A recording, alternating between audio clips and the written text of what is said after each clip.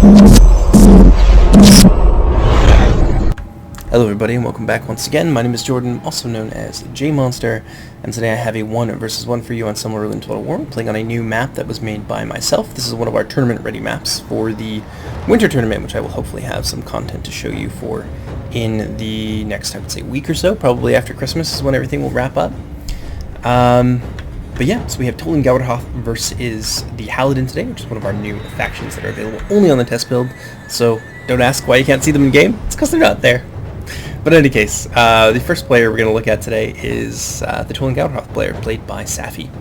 He's got a couple of Hishbukraz Howler detachments. Really nice unit to have. The Hishbukraz are never really going to do a ton of damage, but they do make fantastic tar pits. Both the Howlers and the Spears are currently locked morale. The Spears have, of course, lost their shield wall push, so you can't have a locked morale blob of Spears just pushing through enemy lines. It's not 100% certain that the Warband will keep the lock morale. It is something we are just playing with, but in any case they're not on the field today, so it doesn't really matter all that much. And then we have a little bit of a checkerboard formation here of some high tier infantry forming the main battle line. We've got a line of Hishbukraz, Wolfguard, and Kijekskad as chosen, placed at alternate intervals throughout the front. The third line is going to be composed of the Skara High Trappers, who are actually a really nice support unit. They do lose a little bit of ammunition in the newer patch. They go down from 2 to 3, but since they are 160 men in the unit, they do have more ammunition overall. The dynamic between them and other skirmishers is basically this. The Skara High Trappers have less damage, and they do have slightly less ammunition overall, but their melee stats are a little bit better. So they are an unshielded unit, of course. Very vulnerable to missile play, but if you manage to get them in to close quarters, they do function as a reasonable reserve of medium infantry.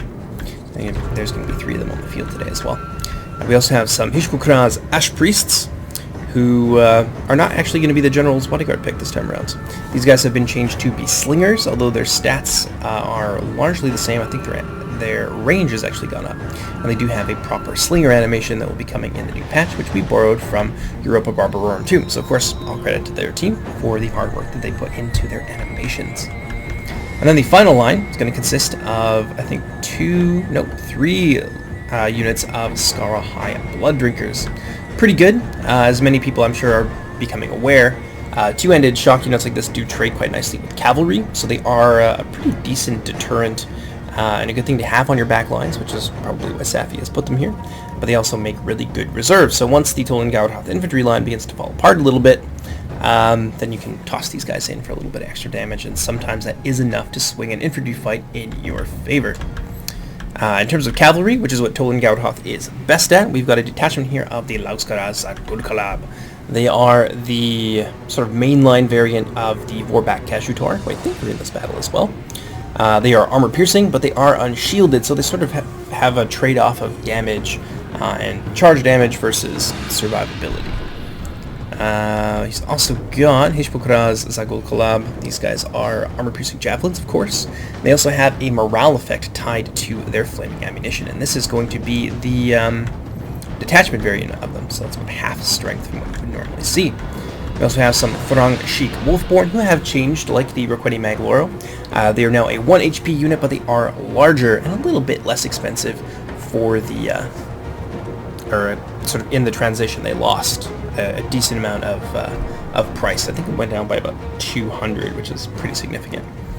And that's going to be where the General's hanging out today. These guys can upgrade their armor. It is, however, very expensive, and they're one of the few Tollen-Gaurhoth infantry units which can do so.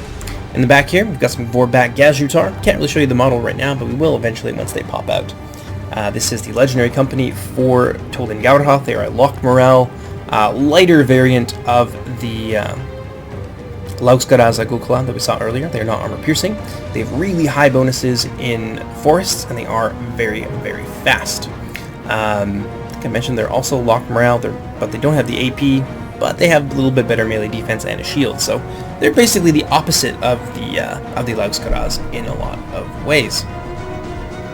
And then out front here, got a couple of detachments of the Hishbukraz Hunters. You're going to be seeing less of these guys moving in to the next patch, as I don't want Tollen-Gaurhoth to have access to a pretty decent enough skirmish line.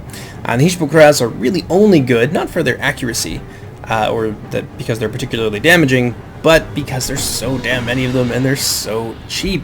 like many of the Tol-in-Gaurhoth infantry units, you can field these guys for very, very little cost. I think only is about 150 to bring a detachment of them, and that works out to be a full unit when you bring the 2.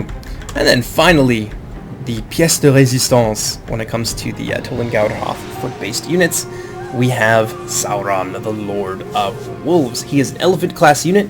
Of course, he is a single entity, and he can do a lot of smashing things up in melee, but there are some very defined counters to elephants in the game. Spear cavalry can be very good against them, especially monster hunting cavalry like the Outriders of Dweilwyn. They will absolutely eradicate units like this, and they are a good deal faster as well. Sauron is one of the faster elephants in the game, but he can still not outpace the swift light cavalry of Assyrians. Pikes are very strong against them, halberds, two-handed units, AP shock units as well. So the Ulfadin from the Haladin, which is going to be his opponent today, can be very, very strong against Sauron. And there is also a legendary company for the Haladin, the Skaldmare of Haleth, that have the throne trait, so they can annihilate him if they manage to get off a volley. However, there is one significant change that I want to talk to you about that will be coming in the next patch. Javelins and other thrown weapons have had their projectile velocity decreased, and the reason that this has been done is so that there is a nice sort of interplay between microing your elephant units and getting value off of them, and like having feeling rewarded basically for having like good solid micro, and the hand thrown units who are, while their projectiles are slower, their foot speed is actually faster, so they're quicker to get on top of units like this, but the elephants are also quicker to react. So you have the opportunity, if you're quick with your micro, to sort of matrix bullet dodge a little bit if you're paying attention, but that can be hard to do in the heat of battle. So it's just adding, I think, a nice little cat and mouse dynamic that rewards player choice, that rewards being situationally aware, and I think it'll work out pretty nicely. So far it's been pretty good. But if the thrown axes manage to touch Sauron, I won't kill him immediately because his armor is really high and he's got a decent amount of HP, but it will chunk through his HP much, much faster, and it's a very, very scary prospect indeed. And so, that's going to do for the Tol-in-Gaurhoth army. Let's go ahead and take a look at the composition of his opponent. Alright, let's take a look at the Halidon here. They're being played by Safi's teammate, Cyprian, or Celtic. You've probably seen him in a lot of Reforged games, and you'll probably see him in many more of the Silmarillion games as well. He's going to be playing as the House of Haleth, or the Haladin for short. He has brought, and it's actually going to be hard to kind of get complete stock of his army here, because there are some hidden units, I believe, and the Haladin do field quite a lot of hidden infantry, especially their light infantry. But yeah, so he's brought some Huskarlar of Thargelion. They're actually really, really tough axe units in close quarters, but they also have a throwing weapon, and they use, despite the fact that they have a decent amount of ammunition, they do use infantry templates, because that's what the Haladin are all about. And so they can be very fearsome opponents in close quarters, and I think we're going to be seeing at least 2 of them here today, so that's a pretty fearsome force deployed out on his flank, and they're going to be supported by the Mardrot of Malduin. Now, it is important to understand the dynamic between the Haladin infantry and their cavalry. The Haladin do not have high-tier infantry outside of their legendary company, and they pay a serious premium for that. And their bodyguard as well, the Dour Warda. But everything else, statistically, in terms of like bonuses and so forth, are all mid-tier units. Whereas the cavalry units, such as the Mardrot, or such as the Waltrider Dragoons that we've seen, and the chariots, and the new chariot unit that will be coming to the Haladin as well, are all their high-tier units. However, they are largely supporting units. Most of the time, although I will probably show off a couple of games where like I do win things off the back of my cavalry, most of the time your cavalry are not going to play a super decisive role. They're here to support your infantry, which is your main strength as the Haladin. And so, the Mardrot of Malduin do a couple of things. They have armor-piercing javelins, which do a really nice amount of damage, so they're great for whittling down harder enemy targets, bodyguards, heavy cavalry, monsters, that kind of thing. But they're also spear cavalry, so you can use them to counter other mobile elements. But they are not super great against infantry because, being spear cavalry, they do have the piercing damage trait, which means that they're going to take penalties when they're fighting against other units that don't have piercing, slashing, blunt, etc., etc. So the Mardrot are best used either as sort of surprise ambush troops. They do have a 300% charge bonus, so instead of like, I think like 2.5 or like 5 charge value that they get from their spear, they actually have I think 10 or like 15 or something in total. So they can do a decent amount of damage if they manage to hit units from the rear, melee defense being the really big stat in Silmarillion Total War. Rear charges are always going to hurt, but from the front they're not going to do great against really high armor values, really tough targets. They're not going to do great off the charge. So you are best off using them to counter cavalry units specifically once their javelins have been expended. So that's a really important thing to understand. The Waltrider Dragoons are a hybrid melee cavalry and bow cavalry unit. They have limited ammunition, and that's because of their melee close quarters specialty. They have really high damage as well, so you can smash them into infantry. They'll do a little bit better, I think, in most cases than the Mardrot. Especially if they can get those rear charges, and especially against like lower melee defense infantry. But they're also really good at countering other cavalry units specifically, whereas the Mardrot, being spear cavalry, counter wargs really nicely. They counter elephants and things like that. But anyway, let's move on to the infantry line. We have the Swear to Bro there. They're going to be forming the center of Celtic's or Cyprian's battle line. I'm just going to call them Celtic because that's how I know them. They are the most heavily armored unit on the Halidon faction. They are, in fact, I think the only unit which can upgrade their armor, so they can go from their base 7, which puts them at sort of like a medium tier, or like medium infantry classification, but sort of the upper end of it, over to 9, which definitely puts them in the territory of heavy infantry, and thus their classification of heavy infantry. One of the other important things to know about the Halidon is that each one of their weapon types is unique in some way. So all sword units for the Halidon are relentless, and while the Sweater Brother of Thargelion don't do a ton of base damage and they're not armor piercing, the fact that they're always hitting you and they don't have a block animation and you can't stun them does mean that they can be a force to be reckoned with, especially against lightly armed units. Over here we have some Daur Warda of Ethelbrandir. We're going to have 2 of them. These are the bodyguard tier units for the Halidon, and one of the only high tier infantry picks that they can bring. They are an axe unit here, and they have these big fearsome javelins that they toss before getting stuck in close quarters. They are of course quite small, smaller than your average 1 HP bodyguard unit, but they can really go to town in melee. But however, being a axe unit, their melee defense is quite low. So cavalry from the front, from the back, doesn't matter how you want to do it. If they've got, I don't judge, but if they've got a decent charge value, they're going to roll right over these guys. So you want to be sure that you defend them. I think I don't know if they can deploy stakes. I think he might have some hidden archers here to sort of defend them from the front, because I'm pretty sure Celtic is very much aware of the weakness of that unit. And then finally, we have the legendary company for the House of Halath, the Skaldmare of Halath, which is straight up just Old Norse for shield maidens. Like I said, they have the throne trait, which makes them a hard counter to a lot of elephant units in the game, but the trick being, of course, that there is a bit of a wind-up time when you have thrown weapons, so there is a window of opportunity for their animation to be disrupted and to prevent any axes from being thrown at all. They are sort of a more heavily armored variant of the Ulfadin, but they don't have the relentless that the Ulfadin do, and they don't have the high mass. In addition, I believe they also use the skirmisher template, so their melee stats are a little bit lower, but they do still retain the AP, and of course they have shields and decent enough armor at about 6, so they are like a medium infantry. On the second line here, you're going to see the Pride and Joy, at least in my opinion and my experience with the Halidon.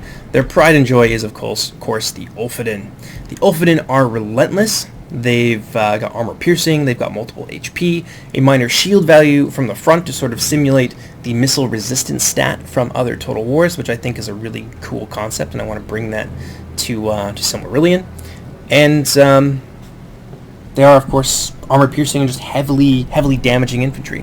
One of the cool things that these guys do, and I feel the need to repeat this so that like people kind of understand the cool dynamic and like some of the like innovations, I guess, that we're bringing into Silmarillion Total War, is that these units are high mass plus relentless. And what that means is that if you throw them into the front of pike units or halberds, they can actually push in and chew them up if you give them enough momentum, because they're always going to be moving forward, always attacking. They can't be pushed back with the sort of stun, which is the crux of how polearm units stay alive and do the damage that they do while taking very little in return.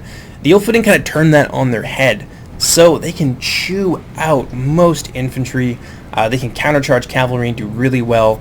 The big drawbacks, of course, is their almost non-existent armor score.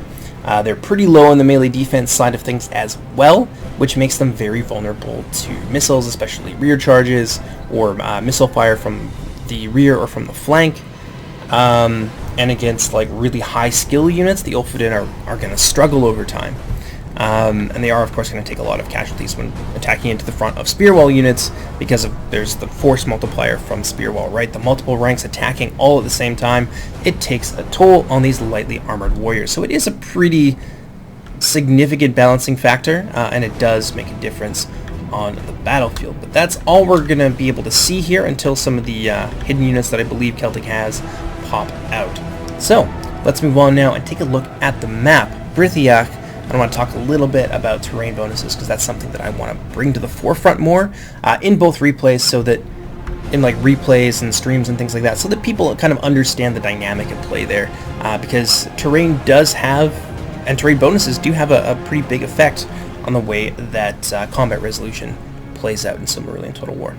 So there's a few really important areas that I think are going to be like the locus for a lot of the infantry fights and the fights that take place on the BRETHIL map. First is this area through here. You can see that we've made liberal use of some of the Halloween assets. There's lots of like spider webs and stuff, but that's all just gravy, really. These little forested areas here, you can hide units in, and polearms and shock cavalry, for example, are going to take penalties when fighting in these little copse areas. And there's a lot of light infantry, a lot of ambush units that have bonuses in here as well. So these are little tiny pockets of opportunity, really, for you to be able to jump on enemy units as they pass through them and help swing things back in your favor. And you can see there's quite a lot of them through here. There's also lots of trees and things like that will sort of obstruct your view a little bit. Although on that note, we are looking at adding a sort of fade to foliage, so that you won't have, you know, a whole bunch of trees and leaves up in your grill. It'll just work similar to more modern Total Wars, where the vegetation disappears the closer you get to it. So that's something we're looking at playing around with. But at a distance, it does obscure your vision just enough that it can also block out some of these banners and things like that. And that's been meticulously designed so that the banners are large enough that in a field you can see them and you can see what's happening at a glance. But when you move into these tree lines, it does open up the opportunity for a little bit of ambushing and like sneak attacks and things like that. And that's mostly to work around the fact that in Medieval 2, when things move, even if they're in the forest, your enemy can see them immediately. So just to help you actually engage in ambushes, and our ambush factions do sort of function as they are intended. Moving over in here to the center, you've got a lot of hidden forest terrain here that's in sort of like semicircles on either side. In the center here, however, you're going to find a lot of scrub terrain. Now, scrub and forest are going to slow down units that pass through them to varying degrees. Forest slows them down, I think, by about like 30 or 40%. It's more significant than it is in scrub, which is about a 25% slow. But there's a lot of opportunity for Halidon units when fighting in forest and scrub, because most of their units will get bonuses in those to take advantage of the +2 damage or the +4 in the case of the spear units for the Halidon in these sort of forested and lightly scrub terrain areas. So that's also really important, but the Halidon players has opted to not take advantage of that, either because this was like a newer game in sort of the Halidon's life cycle. It's one of the first games I think that got played, so you might not be familiar with it. But however, you guys moving into your games when playing with Halidon, you will know these things and you will be able to take advantage of them. Got some more scrub terrain over here up on this hill, and you're going to have some mud and other things inside of here that will slow units significantly as they move through. But most of this is just going to be your regular old grass terrain. All of the scrub terrain is concentrated here, and then the forested areas are in here, and you can really see the difference. It's like a much darker area, and I'm only really going to put those around like heavy copses of trees, so that it's a little bit more intuitive in how you use it. But easy way to come through here, but it is of course broken up by different sort of areas of terrain from where you can launch ambushes and try and get those advantageous engagements that are going to serve you well moving into your match. But I think that's enough for the BRETHIL map. Let's go ahead and jump into the battle. Hope you guys enjoy it. And so, while both sides approach each other, let's talk a little bit about the win conditions and what I'm expecting each side to use the various pieces they have on the board to try and achieve. For Tol-in-Gaurhoth, it's pretty obvious. There are some Skaldmare on the field, so they want to shut them down as quickly as possible. Sauron is the big equalizer when it comes to the infantry grind.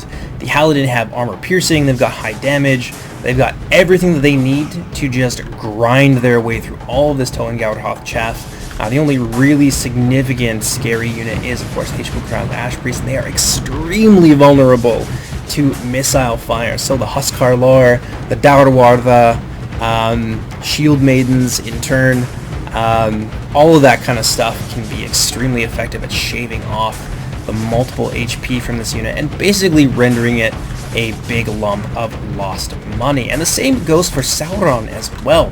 Because he is so powerful, he naturally has a price tag to match. I think it's about 1850, so it's nearly 2,000 gold, which is about a seventh overall of your entire budget. So if they can take out the Ash Priest, if they can take out Sauron, then Tol-in-Gaurhoth is going to have a really difficult time. And so, what I'm expecting to see is just trying to overwhelm the Haladin with just pure numbers, whittle down the Ulfodin with the Trappers. I think that that's probably the best play that he can make. And maybe even try to overwhelm their wings and crush the formation in the center, because there's a lot of like relentless stuff in there, and it's just going to truck right through them. To that end, because of the cavalry that they've brought, such as the Laugskaraz, the Vorbak, and the Throngshik Wolfborn, all of whom do very well off the charge. It's going to be a matter of tying things down in melee and using their superior mobility to get behind, get onto the wings, or a lot of the really important Haladin units have in place, such as the Huskar Lore and the Daurwartha, those units that can cause them so many problems in this fight, and shutting them down first. Once they can do that, with Sauron supporting the infantry line, there's not a lot I think that the Halidon can do to bring that back, unless they can get the Ulfodin onto Sauron, get off a nice full surround on him, and just chunk through his armor and his like 15 hit points. He's got a lot of HP being a single entity unit. If they can get a nice surround off on him and take him down, that's another way that the Halidon can really put the hurt on Tol-in-Gaurhoth in this fight. Because a lot of the traditional counters to Sauron, aside from the Spear Cavalry of the Mardrop, they can do particularly well against him if they're able to kind of hunt him down. But there's some complications to that, and we'll talk about that in a minute. Aside from the Mardrop, there's not a lot of counters here to Sauron, aside from like the Ulfodin, but that's like very... You have to get a surround. Safi has to make a big mistake to make that happen. You shouldn't always count on your enemies making errors and build strategies around that. There's a lot of swordsmen, there's a lot of one-handed axemen, things like that, and Sauron does extremely well against those kinds of units. So, while the Halidon do have a very fearsome center and a lot of relentless units here, Sauron is exactly the kind of thing, especially supported by massive blobs of infantry like what Tol-in-Gaurhoth has, that can truck through Swear-to-Brother, truck through the Ulfodin, disrupt them, knock them over. The Ulfodin, of course, have higher mass and they're relentless. All these units are relentless together, but they can, however, be knocked over by the force of elephant-class attacks, artillery, and so forth. So he's a really useful tool for disruption, which does, in its own way, sort of get around the relentless trait that the Haladin Center has here as well. But yeah, I just want to reiterate that weapon type is also important here. Lots of armor-piercing projectiles from the Daurwartha could, of course, be a problem for Sauron, but if these guys can be caught and engaged in like close quarters and Sauron brought to bear against them, he's going to do just fine, because none of these units have any particular bonuses against elephant units. One-handed infantry, things like that, non-armor piercing infantry are exactly the sort of things that elephants excel against. So that is something that the Halidon certainly don't have in their favor. One of the other things is that the Halidon, of course, are a low number faction, but there isn't any of their sort of mid or like lower mid-tier units here. So we're not seeing any Warda, we're not seeing any Rigswear to like tie things down in order to give the Halidon the ability to sort of play for time to neutralize some of the enemy elements, their mobility, their elephants, ash priests, etc. So they are particularly spread very thin. A lot of expensive sort of upper mid-tier units here. The like higher tier cavalry as well costs nearly 1,000. Not a lot of reserves here. I think they have a couple of hidden units that amount to like 2 dismounted Waldschreider Dragoons, which are nice. They're a nice thing to have to sort of focus fire down maybe 1 unit of the Hishpokra's Hunters, and get those fire arrows off the field and just wipe them out, and then be used as supporting infantry or body blockers for more important things. But they're pretty small. They're relegated by their unit size to a support role. So that is going to be a challenge for the Halidon to overcome. But of course, the things that they have in their favor, and I think what they need to do to win, is to like really push Tollen-Gaurhoth on the infantry side of things, while maintaining the integrity of their back lines. To that end, if I was Celtic, what I would do is put 2 Ulfodin on either flank or back line duty, basically until like the Throngshik Wolfborn and the Vorbak Gajutar are off the field. The rest of the things can be dealt with, I think, pretty swiftly by some of the projectiles that they have. The Laugskaraz, when they're not in like heavy numbers, are a fairly limited usefulness, especially against some of the really strong Halidon units here. You can wipe them out with missiles, wipe them out on a counter charge, that kind of thing. Because there's just 40 of them on the field, they're not a huge threat. So a couple of Ulfodin on backline duty, trying to keep things in their favor, maintain the momentum against the Tollen-Gaurhoth front line. I think those are the things that'll see the Halidon to victory here. And of course, using their mid-range missiles, Dauerwarda, Ethelbrandir, or the Dauerwarda of Ethelbrandir, the Skaldmare of Haleth, the Huskarlar, and things like that. To shut down, and the Skaldmare in particular, to shut down Sauron, to shut down the Ash Priest and things like that. Those are the keys to victory. Those are the units they want to get off the field, while of course maintaining a healthy respect for the power of the Throngshik warlords. And to that end, the Ulfodin are going to go a really long way. They will suffer in a countercharge from the Throngshik. However, multiple HP helps. And the countercharge damage that they will be able to do is so significant. And of course, they have these mobile elements here too. The Mardrot are no joke. Two of them could focus down the Throngshik Wolfborn in a really serious way.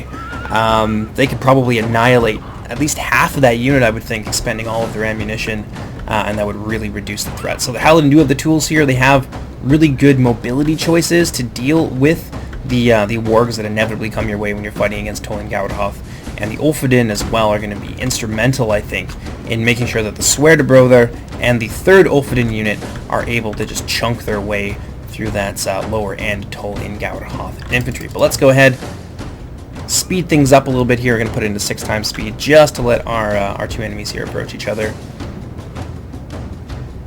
Our 2 players approach each other, these 2 enemies. And yeah, we're going to have the Waldschreider Dragoons come out in the front, and they're probably going to go after, I would think, the Hishpokra's Hunters for sure. That's the most logical target for them to go after. The Hishpokra's, they can take advantage of the more lightly armored nature of the Halidon, and of course they have fire arrows, which can be useful in trying to break morale. But the Halidon have probably the best morale in the game. I would say across the faction, like on average, they have the best morale in the game.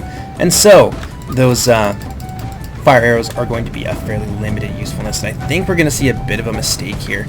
We haven't seen any of the Mardrot use any of their ammunition, and they're going to take a charge here from Scarahai Bloodbreakers. I really can't overstate this enough, and you're about to see it in the fight here.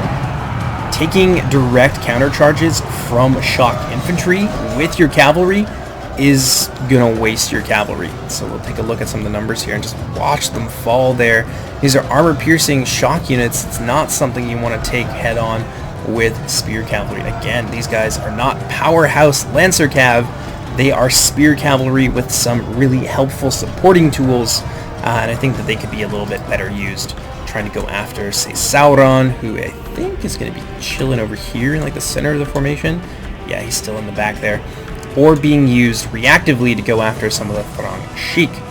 Now, Lauxkaraz get really close there, managing to take down a few more of the Mardrot, but the Huskarlar are going to have something to say about that, and they're just going to rake the Lauxkaraz here over the coals for this little misstep. I can understand why Safi wanted to do it. There was an opportunity there to deal more damage to these mounted units, and now they're going to toss backwards with their javelins. I personally wouldn't use my javelins this way. I would want to go after the Throng Sheik. And speaking of, really nice tactic here on the part of Celtic.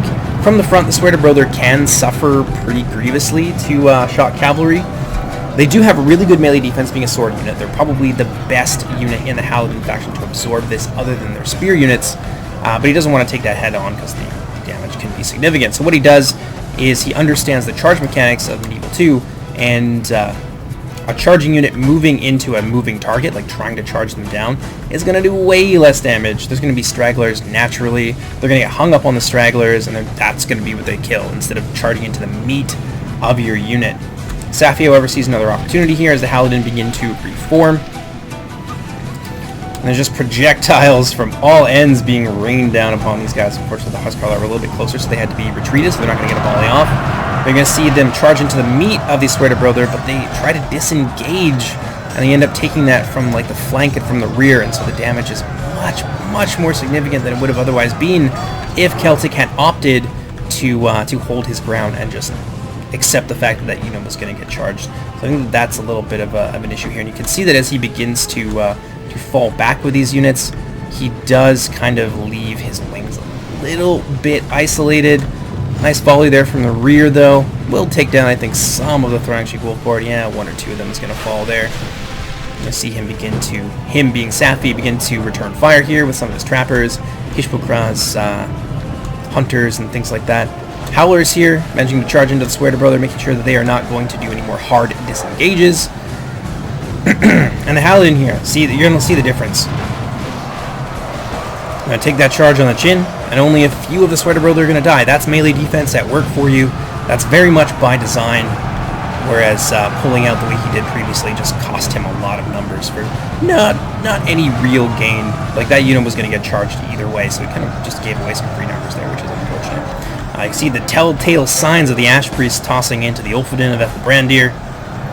That's not the worst thing. I mean, it sucks to have your Ulfodin get smashed up. But they are able to tank that a little bit better than I think a lot of other units in the Halidin faction, who would suffer quite grievous losses.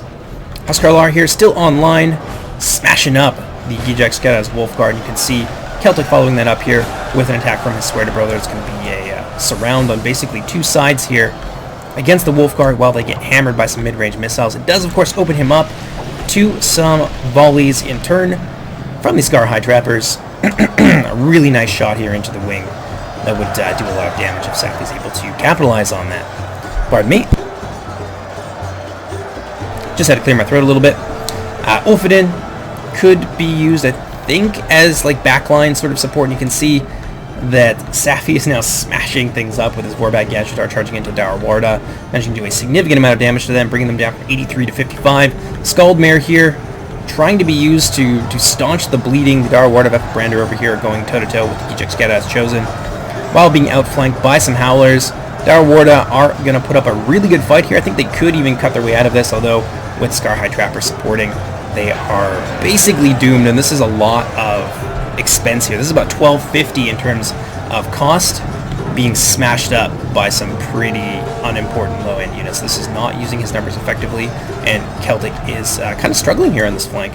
And now, because these Ulfodin aren't being used on backline duty, Celtic is going to get smashed from behind by the by the Thrangshik Wolfbarn charging into a Sweaterbrother. It's going to kill about half the remaining unit there, so things not looking great. Still, a little bit in favor, very mildly in favor of the of the Haladin. They're managing to get a nice little surround here. It looks like the Scarhide Trappers tossing into the Huskarlar over here. Missing a lot of those shots, though, because of the loose formation. Waltriders being shot from the rear. I think they're trying to, like, support the cavalry fight over here, where there's another unit of Huskarlar engaged alongside the Mardrot, and they're going to manage to basically wipe out all of the Tollen-Gaurhoth units over on this side, and the Mardrot are trying to cycle charge some of these Scarhide Bluntringers so that Celtic can free up these reserve Huskarlar and the rest of his Mardrot, of course, and throw them into the fight. You're going to see the difference here, right? Taking that opportunistic charge against either engaged or unable otherwise to utilize their charge bonus shock units, and like the damage that he does versus what he takes in return is just so much more significant. So taking this charge early on was, I think, a waste of his Mardrot, and yeah, he really does need them. He needs them to be like over here dealing with the Throngsheik Wolfborn. Whereas that would be much easier to do if he had 2 full-strength units, right? Because these together amount to less than a full-strength company, whereas if he had... Pardon me, I just gotta clear my throat again. Whereas if he had 2 full-strength units, he could be using one of them to contest with the Throngsheik Wolfborn here, and that would be just way, way better for him. He would have a much better chance in the melee here than what he currently has. He is still kind of winning it. Oh man, my throat is killing me today. It's not COVID, I swear, I'm fine. He is still doing pretty well in the kind of CQB punch-up, but not as well as he could be because of how much damage his Sweater Brother, for example, have taken. They're the main line here. They were going to chunk through a lot of units if well supported, but he's basically lost at least 1 unit on this end and probably another one on the other side. And now if we take a look here, the Tol-in-Gaurhoth player moving in for a nice little surround. These Ulfadin getting charged down by the Vorbak Gajutar. And that's going to hurt. It's going to hurt a lot.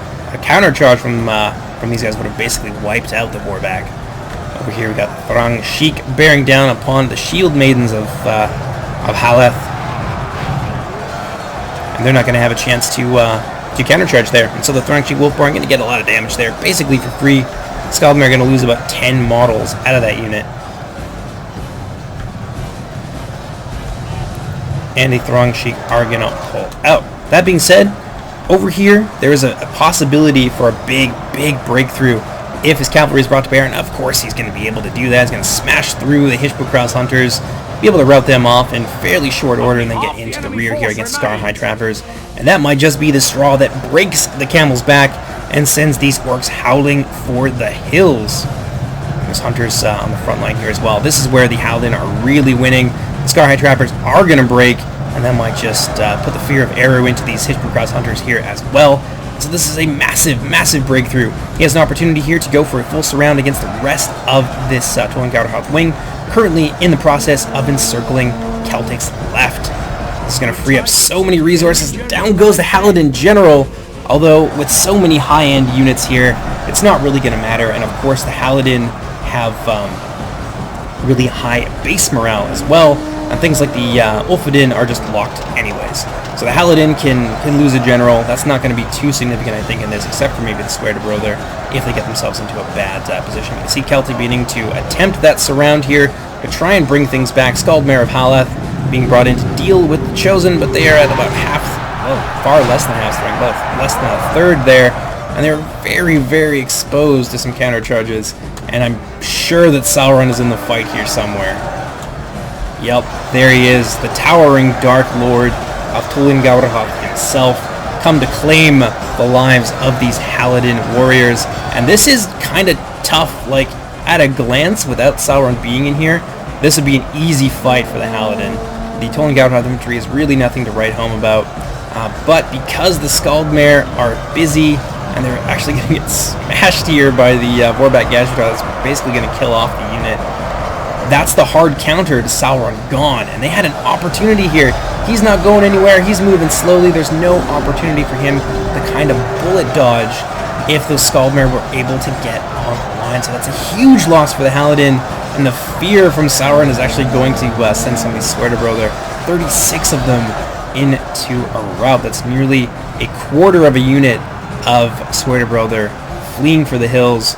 A nice little sandwich here into the Huskarlar by the Vorback Gazhutar and the Thrang Sheik Warlords.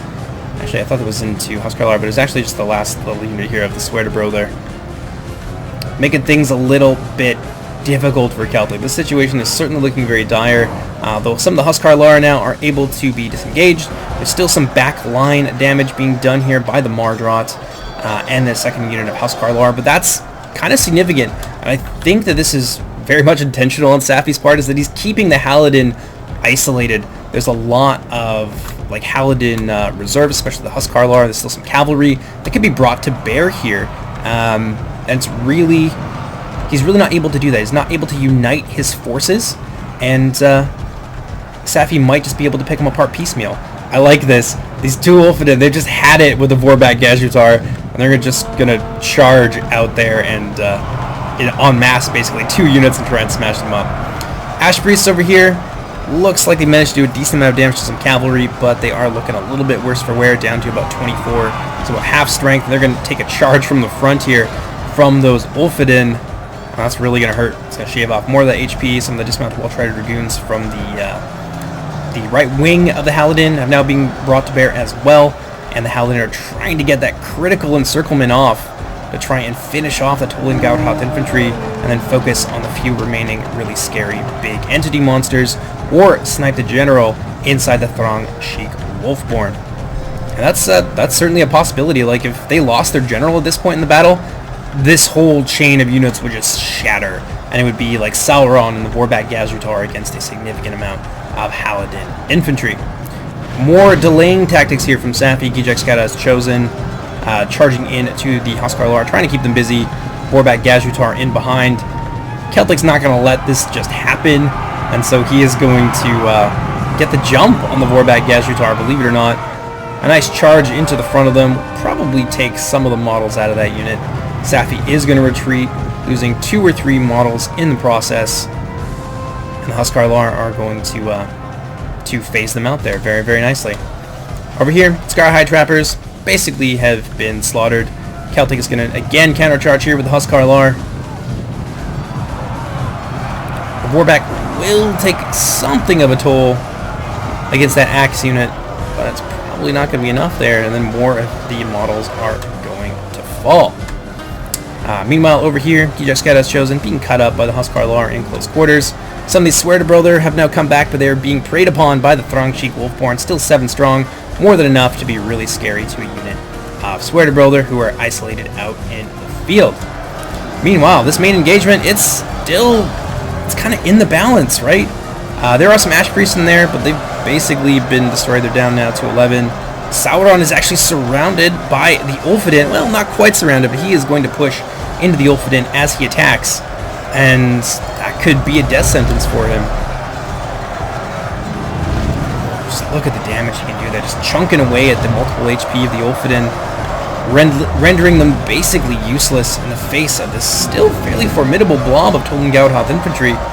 But he is getting himself surrounded by these berserkers, and there is a possibility for some like countercharging here into Sauron if the second unit of Ulfiden was able to do that. But instead they're going to countercharge some of the Hishbukraz hunters who came back from routing alongside the Waltrider Dragoons. If I was Celtic, I would have just thrown the Waltriders at them and then taken this opportunity to catch Sauron, because he is also a leadership bastion, right? So while the Tollen-Gaurhoth general still hanging around here. Oh, a nice little sandwich here from Safi. Gotta hand it to him.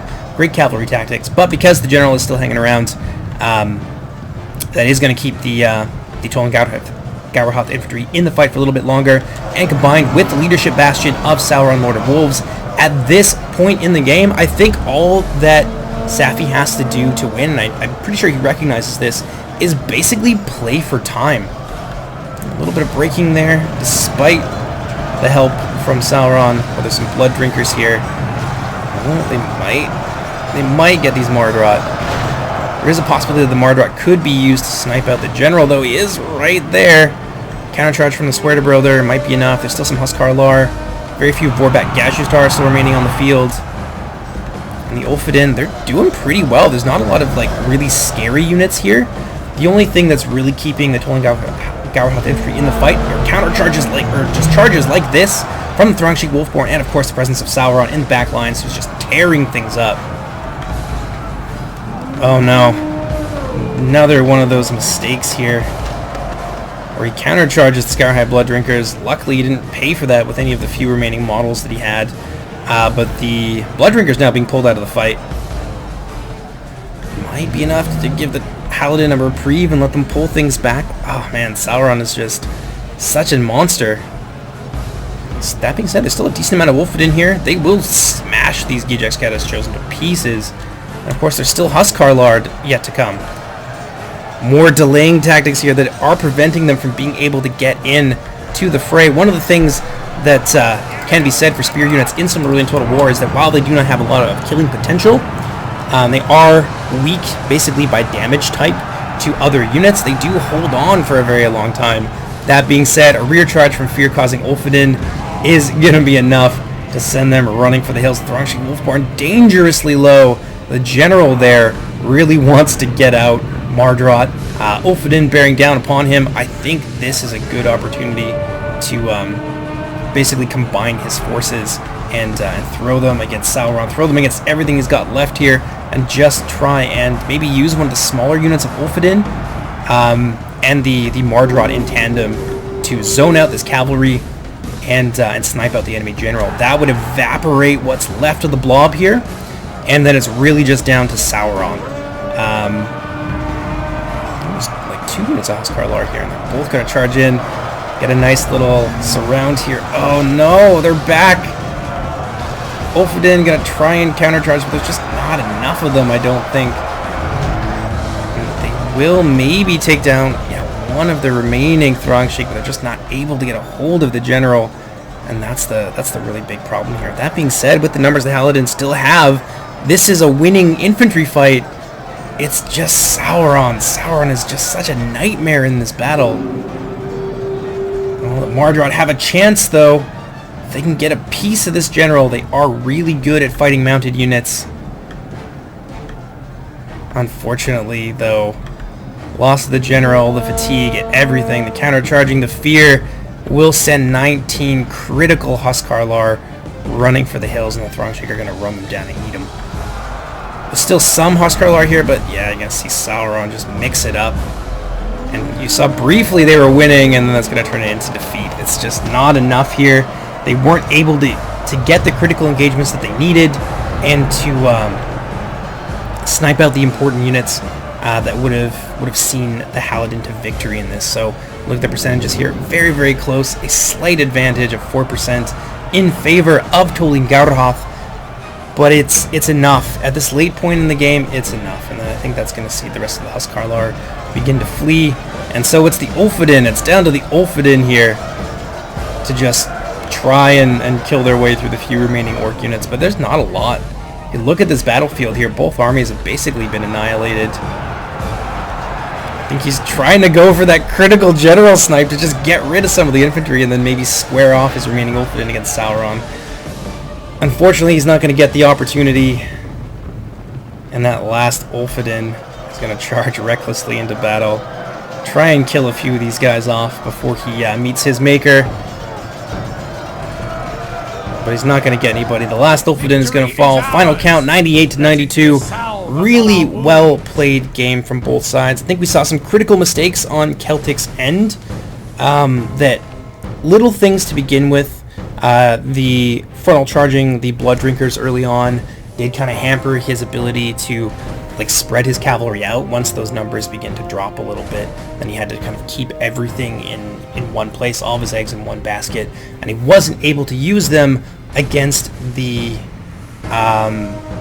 Throng-Sheik warlords. If the Throng-Sheik, even if nothing else went right for him, everything else went the same, but if he was able to kill the Throng-Sheik or neutralize them or just basically make them useless, he would have won this game for sure. So really well played to Safi. We saw some great cavalry play, managed to shut things down on the wings, and then converge inward, which is exactly what you want to do in this fight. He did everything right, and he came out with a very narrow victory over the Halidon. Celtic as well also played really well in this game, but again, there's those critical mistakes that ended up costing him the game. I was actually in this. I was just observing, so unfortunately we're not going to be able to see the casualty screen for Safi, though I'm sure that Sauron got many kills. We saw him just trucking away in the back. Really strong unit, but obviously with some pronounced weaknesses. But fortunately, the Halidon weren't able to capitalize on them in this battle. But in any case, hope you guys enjoyed this. My name is Jordan, also known as JMonster, and I'll see you next time for some more Silmarillion.